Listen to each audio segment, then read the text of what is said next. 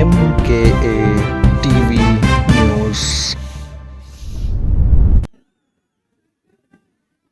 اعوذ باللہ من الشیطان الرجیم بسم اللہ الرحمن الرحیم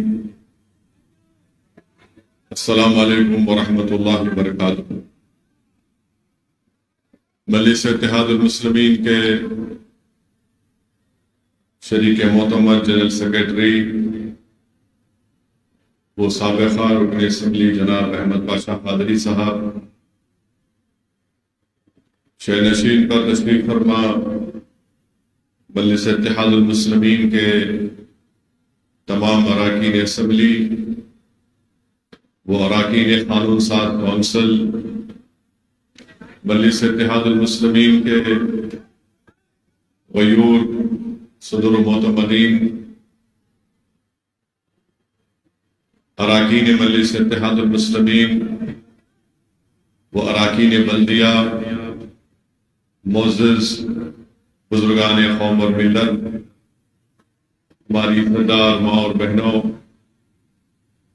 میں آپ تمام کو مجلس اتحاد المسلمین کی 66 یوم تاسیس پر اپنی جانب سے اور مجلس اتحاد المسلمین کے تمام اراکین کی جانب سے آپ تمام کو مبارکباد پیش کرتا ہوں، اور مجھے یقین ہے کہ انشاءاللہ تعالی اللہ سبحانہ و تعالی اپنے فضل اور کرم سے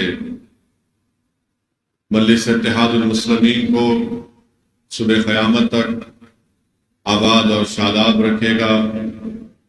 مجھے یقین ہے کہ انشاءاللہ تعالی اللہ سبحانہ و تعالی نبی کریم صلی اللہ علیہ وسلم کے صدقے طفیل میں اس جماعت کی طاقت کو نہ صرف تلنگانہ، بہار یا مہاراشٹر بلکہ انشاءاللہ تعالی ہندوستان کی سب سے بڑی ریاست اتر پردیش اور دیگر ریاستوں میں بھی انشاءاللہ تعالی اللہ مجلس اتحاد المسلمین کو اپنی کامیابیوں سے ہمکنار کیا، اور بھی مستقبل میں انشاءاللہ تعالی اللہ مجلس اتحاد المسلمین کو کامیابی سے ہمکنار کرے گا۔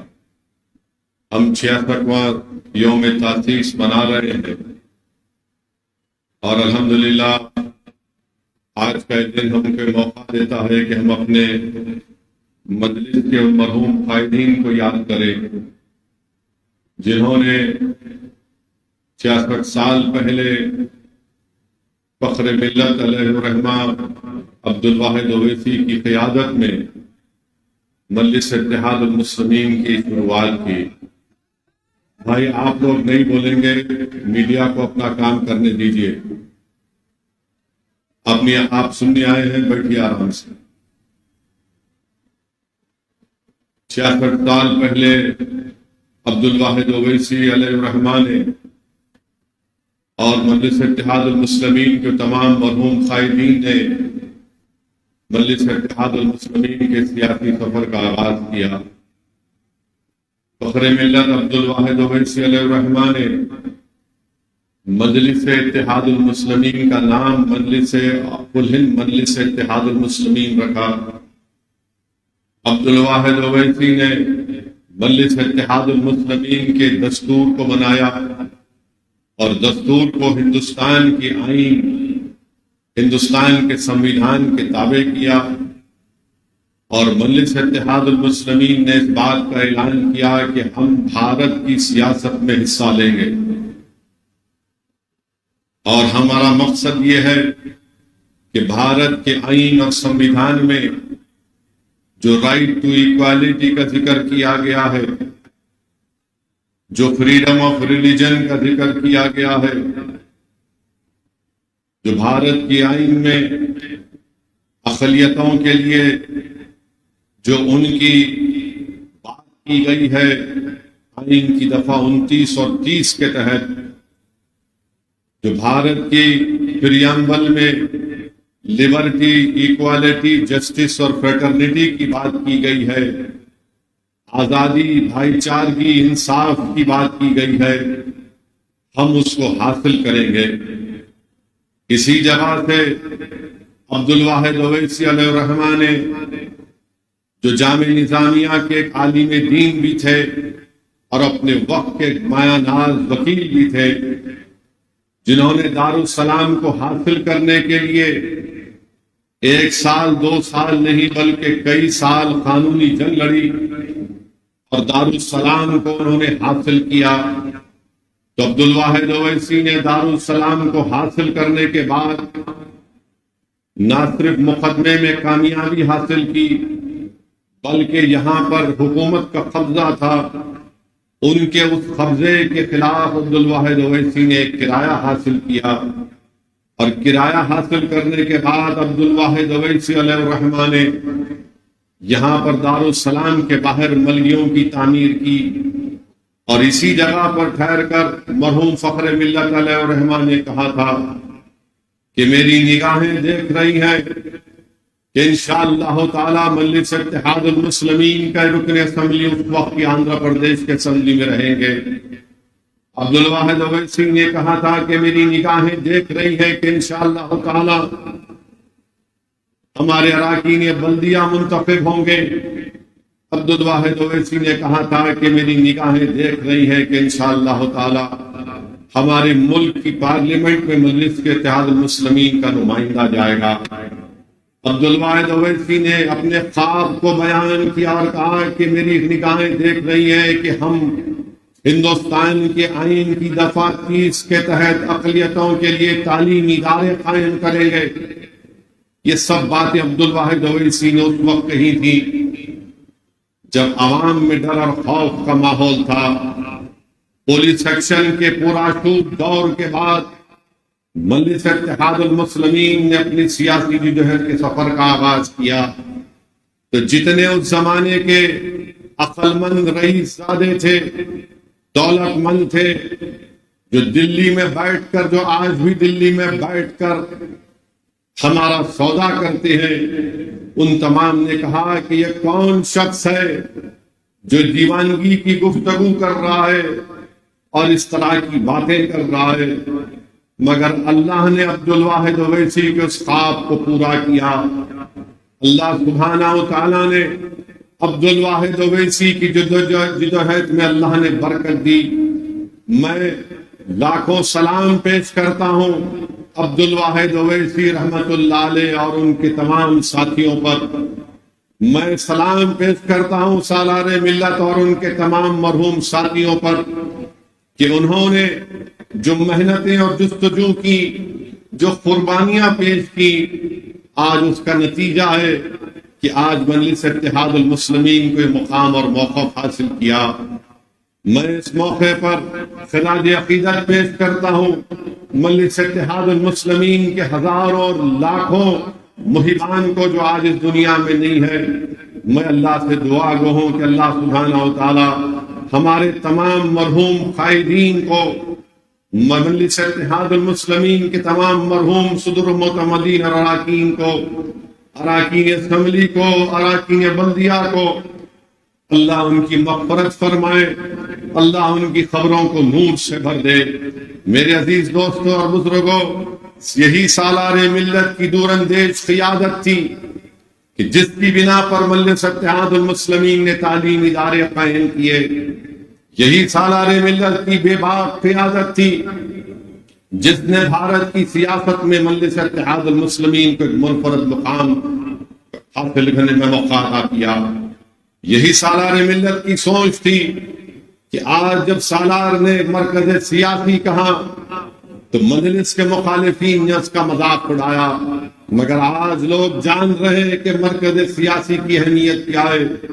جب عبد الواحد اویسی نے کہا تھا کہ ہم سیاست میں حصہ لیں گے تو اس وقت عبد الواحد اویسی کے ساتھ صرف مولوی اسماعیل رحمت اللہ علیہ، انہوں نے تامل ناڈو اور کیرلا میں کہا تھا کہ ہم اپنی سیاسی جماعت بنائیں گے، تو دکن کی سرزمین پر عبد الواحد اویسی نے کہا تھا کہ ہم اپنی سیاسی جماعت بنائیں گے۔ دنیا نے دیکھ لیا کہ مولوی اسماعیل اور مولوی عبد الواحد اویسی رحمت اللہ علیہ نے جو کام برسوں پہلے کیا تھا، آج وہ کامیاب ایک طرف وہ سفر اپنا طے کر رہا ہے، مگر جن لوگوں نے لکھنؤ کے رفاع عام کلب میں کھڑے ہو کر بھارت کے اس وقت کے مسلمانوں سے کہا تھا کہ ہم سیاست میں حصہ نہیں لیں گے، رفاع عام کلب لکھنؤ میں کھڑے ہو کر کہا تھا کہ بھارت کی سیاست میں حصہ نہیں لیں گے، ہم صرف ووٹ ڈالنے والے بنیں گے، اپنے سیاسی قیادت کو نہیں بنائیں گے، ہم ایک مخصوص سیاسی پارٹی کا ساتھ دیں گے۔ بتاؤ، جنہوں نے رفاع عام کلب میں کھڑے ہو کر ہم کو کہا تھا کہ ہم سیاست سے دستبردار ہوں گے، بتاؤ کس نے کامیابی حاصل کی؟ اگر رفاع عام کلب میں کھڑے ہو کر وہ موسس حضرات نے جو بات کہی وہ کامیاب ہے، یا مولوی اسماعیل عبد الواحد اویسی کی سوچ آج کامیاب ہو رہی؟ میرے بھائی، بھارت کی جمہوریت میں سیاست میں حصہ لینا ضروری ہے، اور یہی پیغام مجلس اتحاد المسلمین دیتی آئی ہے۔ آج مجلس کے تعلیمی ادارے ہیں، آپ کی ایک پہچان ہے، آپ کی ایک شناخت ہے۔ پورا ملک اگر دیکھتا ہے تو آپ کی طرف دیکھتا ہے، مجلس کی طرف، کہ دیکھو مجلس کیا بولتی ہے اس مسئلے کے اوپر۔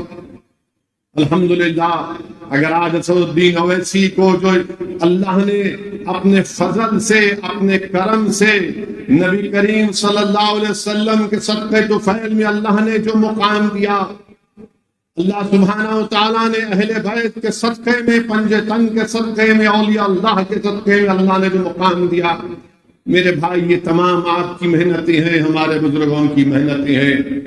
لوگ بولتے ہیں اسد الدین اویسی تم سرزمین حیدرآباد کو چھوڑ کر کیوں جاتے ہو؟ میرے بھائی، میں نے اپنے بچپنے میں کہیں پر پڑھا تھا، ایک دیوانہ تھا کسی گاؤں میں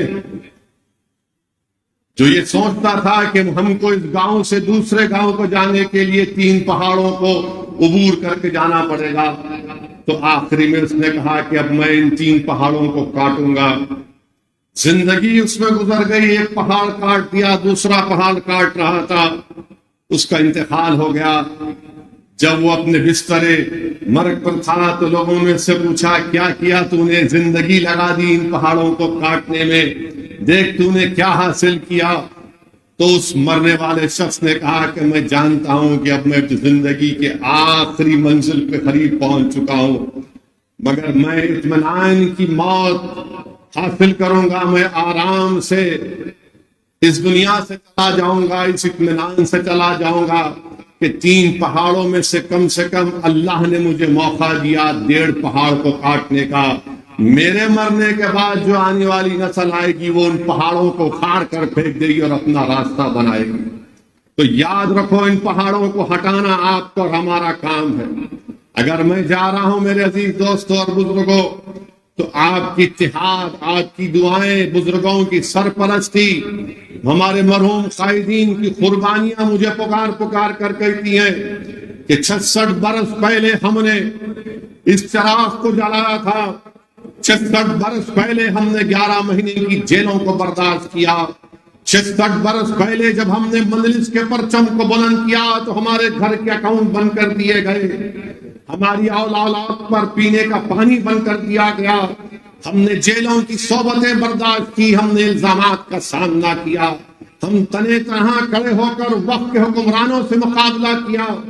خبردار، ہماری قربانیوں کو رائگاں جانے مت دینا۔ تم ہماری قربانیوں کو اور ہم کو زندہ سمجھتے ہو تو اس سفر کو لے کر آگے بڑھو۔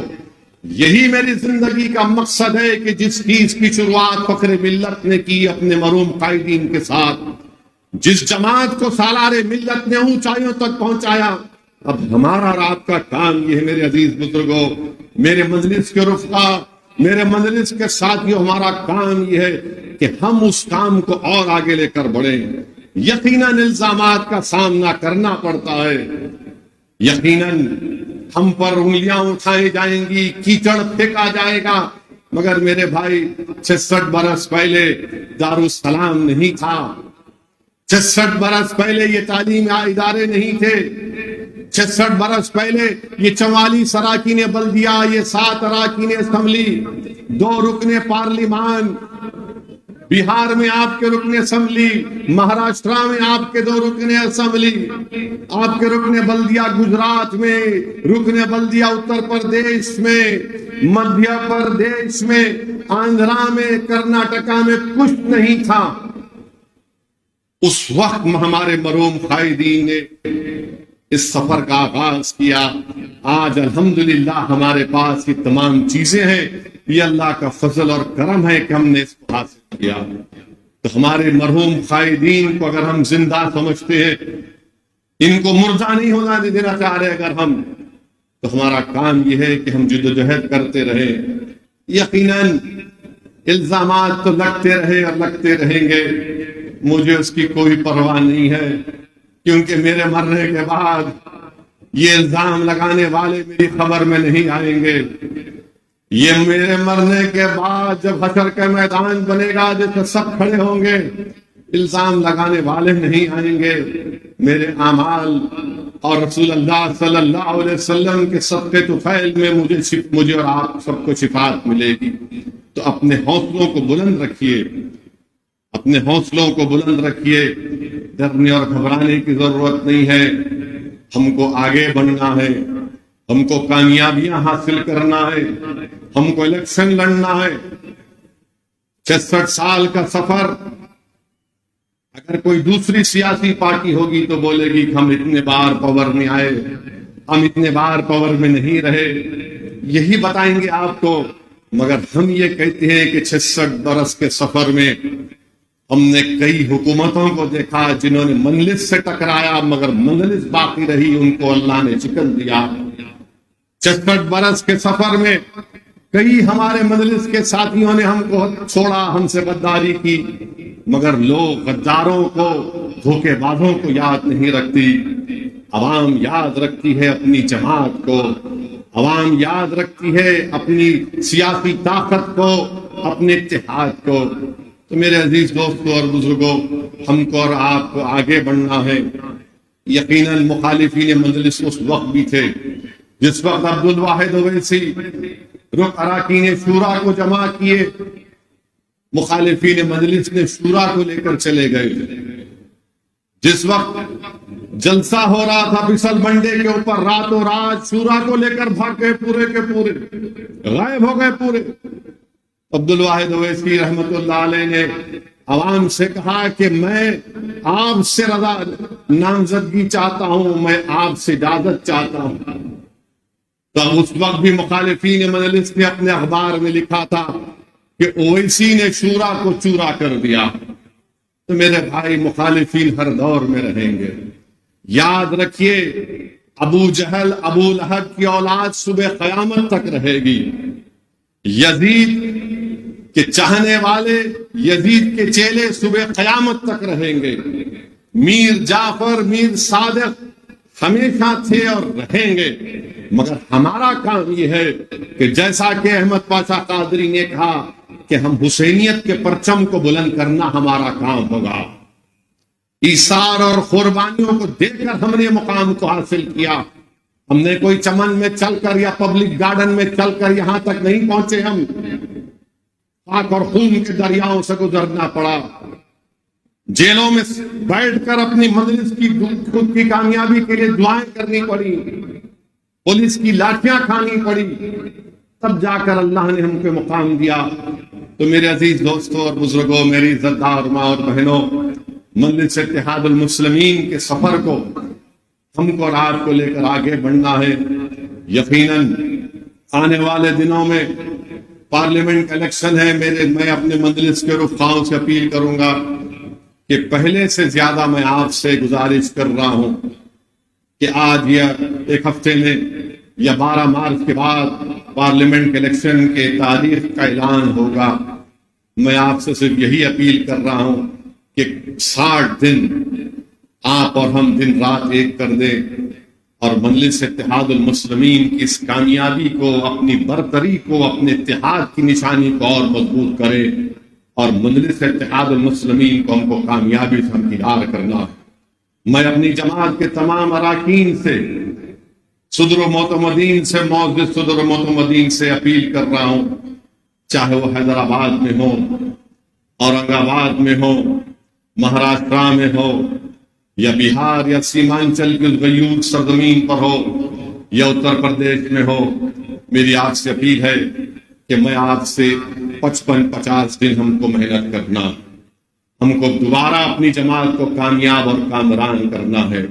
اور میں مخالفین مجلس سے بھی بڑی ادب کے ساتھ ان سے کہہ رہا ہوں، خاص طور سے وہ مخالفین کے لیے جن کو اللہ نے دولت دی، آپ نے اپنی بزنس کے طور پر اپنا ایک پروڈکٹ بنایا آپ نے، اور آپ اپنی دولت کو مجلس کے خلاف استعمال کر رہے ہیں. میں بڑی محبت سے آپ سے عرض کر رہا ہوں، اگر یہ آپ کا بزنس کا پروڈکٹ ہے، یہ مجلس پروڈکٹ نہیں ہے، یہ ہمارے آنکھوں کی نشانی ہے. یہ ہم نے جو خون بہایا یہ نشانی ہے ہماری، جو ہمارے بزرگوں نے خاک اور خون کے دریاؤں میں گزر کر اس جماعت کو بنائی ہے، ان کی نشانی ہے. یہ ہمارے اتحاد کی نشانی ہے میرے بھائی. یہ بھارت میں ایک انمول چیز ہے، یہ ہماری نشانی ہے، ہماری پہچان ہے، ہماری شناخت ہے. یاد رکھو، اگر ہم تمہارے پروڈکٹ کے پیچھے پڑ گئے تو تمہارا کیا ہوگا. تو سمجھو اس بات کو، اپنے پروڈکٹ پہ بچاؤ، اس کو اور لے کے بڑھو. مجھے کوئی فکر نہیں ہے، مگر یہ میرا نہیں ہے، یہ قوم کی امانت ہے، یہ غریبوں کی امانت ہے، یہ دلتوں کی آواز ہے، کمزوروں کی آواز ہے. یاد رکھو، اگر تم اپنے پروڈکٹ کو لے کر مجلس اتحاد المسلمین جیسی چٹان جماعت سے مقابلہ کرو گے تو پروڈکٹ چکنا چور ہو جائے گا، پروڈکٹ چکنا چور ہو جائے گا، جماعت باقی رہے گی. میں نہیں رہوں گا، میں زمین کی غذا بن جاؤں گا، مگر جماعت رہے گی انشاءاللہ تعالی.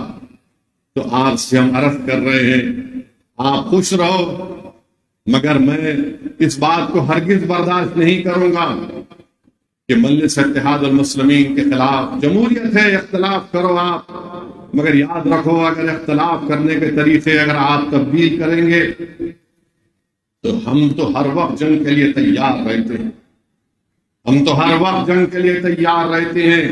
مجھے کھل کر بولنا پڑے گا کہ تم کس کے اشاروں پر کام کر رہے ہو. اور میں ان سے بھی کہنا چاہ رہا ہوں جو بہت سینہ تان کر بغل میں ہاتھ ڈال کر بول رہے ہیں، پیارے، مجلس اتحاد المسلمین نے ان کی سیٹ کو 84 میں اللہ نے مجلس کو کامیاب کیا. مخالفین مجلس اتحاد المسلمین نے 96 میں کوشش کی تھی، 2009 میں بھی کوشش کی تھی. مجلس میدان میں تھی، ہے اور رہے گی انشاءاللہ تعالی. مجلس 84 میں کامیابی حاصل کی، مجلس 96 میں کامیابی حاصل کی، مجلس 2009 میں بھی کامیابی حاصل کی، اور انشاءاللہ تعالی 2024 میں بھی پہلے سے زیادہ اکثریت کے ساتھ انشاءاللہ تعالی مجلس اتحاد المسلمین کامیابی حاصل کرے گی. تم میدان چھوڑ کر نہیں بھاگنا، تم میدان چھوڑ کر نہیں بھاگنا. میں سب سے مقابلہ کرنے کے لیے تیار ہوں، تم بھاگنا نہیں. تم بہت باتیں کرتے ہو نا، آؤ اب دکھائیں گے تم کو حیدرآباد کیا ہوتا ہے، تم کو بتائیں گے الیکشن کیسا لڑا جاتا ہے، تمہارے گھر میں گھس کے مقابلہ کریں گے انشاءاللہ تعالی.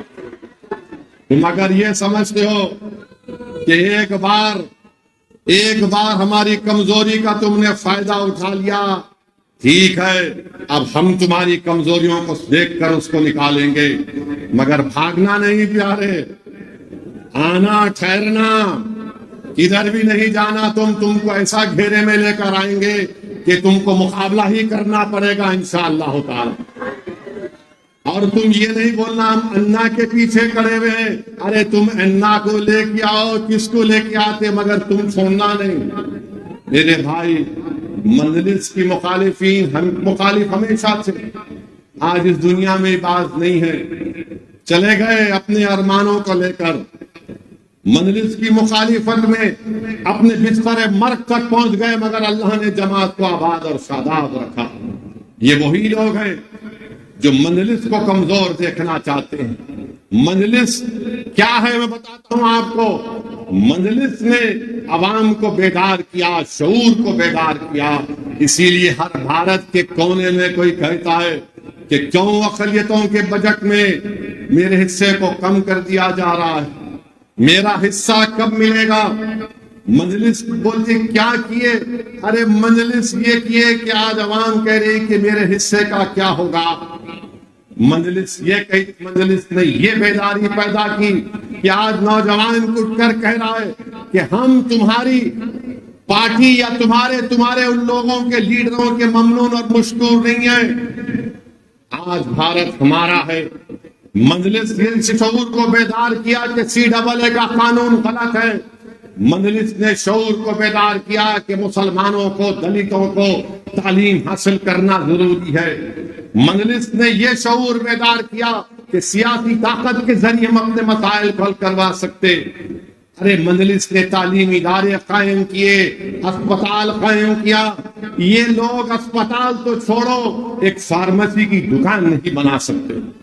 مجلس تو چھوڑو، یہ کچھ نہیں کر سکتے میرے بھائی. یہ الحمدللہ یہ آپ اور میں بزرگوں کی ہماری محنت ہے کہ مجلس اتحاد المسلمین نے حاصل کیا. اور تیسری بات یہ ہے کہ مجلس کے خلاف کیوں ہے؟ کیونکہ چاہتے ہیں کہ مودی کے اشارے پر، RSS کے حکم پر مجلس کو کمزور کرنا چاہتے ہیں. یہ چھوٹی BJP اور ان کے تمام ساتھی جو مجلس کی مخالفت چاہے حیدرآباد یا اورنگ آباد یا سیمانچل میں کرتے ہیں، یہ اصل میں RSS اور BJP کے حکم پر اور یہ نام نہاد سیکولر پارٹیوں کے دم چھلے بن کر یہ نہیں چاہتے کہ تمہاری سیاسی آواز رہے. یہ نہیں چاہتے کہ تمہاری سیاسی طاقت کا قلعہ ہمیشہ بنا رہے. یہ تمہارے اتحاد کے دشمن ہیں. یہ نفرت کرتے ہیں جب تم سوال کرتے ہو اپنی برابری کا. اسی لیے ان کا مقصد ایک ہی ہے کہ اپنی انانیت کو، اپنی انفرادیت کو برقرار رکھنے کے لیے یہ جماعت کو کمزور کرنا چاہتے ہیں. ارے تمہاری شخصیت ختم ہو جائے گی، جماعت آباد رہے گی. تمہاری انانیت کو مٹیا ملیج کر دے گا اللہ انشاءاللہ تعالی، مگر اجتماعیت کو اللہ برقرار رکھے گا. میرے عزیز دوستوں اور بزرگوں، آج آپ دیکھ رہے کہ پارلیمنٹ کا چناؤ الیکشن ہمارے سروں پر ہے. اور میں ایک بات آپ سے گزارش کرنا چاہوں گا کہ رمضان کا مہینہ آنے والا ہے، سایہ فگن کرنے والا. تو ماہ رمضان میں بھی ہم کو نہ صرف روزے رکھنا ہے جو مسلمان ہیں، بلکہ ہم کو اللہ سے اپنے رشتے کو مضبوط کرنا. اور رمضان میں ہم کو الیکشن کیمپین بھی کرنا پڑے گا. نہیں معلوم تاریخ کب آئے گی. اب کوئی یہ بولے گا ارے بھائی الیکشن کی تاریخ کا اعلان ہو گیا، رمضان میں کیسے کیمپین کریں گے؟ میرے بھائی جب پیٹ میں کچھ نہیں ہوتا نا، انسان اس وقت بہت ایکٹیو ہوتا. جب پیٹ میں کچھ ہو جاتا تو نہیں بولتا ذرا آرام کر لے. اور رمضان میں ہی ہم کو الیکشن کی انتخابی مہم کو شروع کرنا پڑے گا. تاریخ کیا آئے گی میں نہیں جانتا، کوئی نہیں جانتا، مگر اللہ سے اپنے رشتے کو ہم جب مضبوط کریں گے اور ہم حالت روزہ میں جب اللہ سے دعا کریں گے اللہ ہم روزے کی حالت میں اپنی جماعت کے لیے ہم کام کر رہے ہیں، یا اللہ اس کو قبول کر لے، تو یقیناً اللہ سبحانہ و تعالیٰ روزے دار کی دعا کو رد نہیں کرتا. تو میرے عزیز دوستوں اور بزرگوں، رمضان کا مہینہ آ رہا ہے، اس کی قدر کریے. اور انشاءاللہ تعالی ہم ایک پروگرام بنائیں گے کہ کیسے ہم اپنی جماعت کی سرگرمیوں کو، الیکشن کی سرگرمی کو اس ماہ مبارک میں ہم کیسا لے کر آگے بڑھ سکتے ہیں. اور مجلس اتحاد المسلمین کی کوشش یہی رہی اور رہے گی کہ تیسری مرتبہ وطن عزیز کے وزیر اعظم نریندر مودی نہ بنے. ہماری کوشش یہی رہی کہ BJP اقتدار میں نہ آئے. انشاءاللہ تعالی ہم پھر سے کوشش کریں گے، اور مجھے یقین ہے کہ انشاءاللہ تعالی اللہ سبحانہ و تعالی ہماری کوششوں کو قبول کرے گا، اور اللہ سبحانہ و تعالی ہم کو کامیابی سے ہمکنار کرے گا. آج BJP کے پاس دکھانے کو کچھ بھی نہیں ہے. BJP کے پاس دکھانے کو کچھ بھی نہیں ہے. بے روزگاری نوجوانوں کا مقدر بن گیا. اتر پردیش میں 50 لاکھ پولیس کی نوکریوں کے لیے 50,000 نوکری کے لیے 50 لاکھ نوجوان اپلائی کرتے ہیں. کسی ریاست میں ایک پیون کی نوکری 10 پیون کی نوکری کے لیے 3,000 PhD کے لوگ اپلائی کر دیے.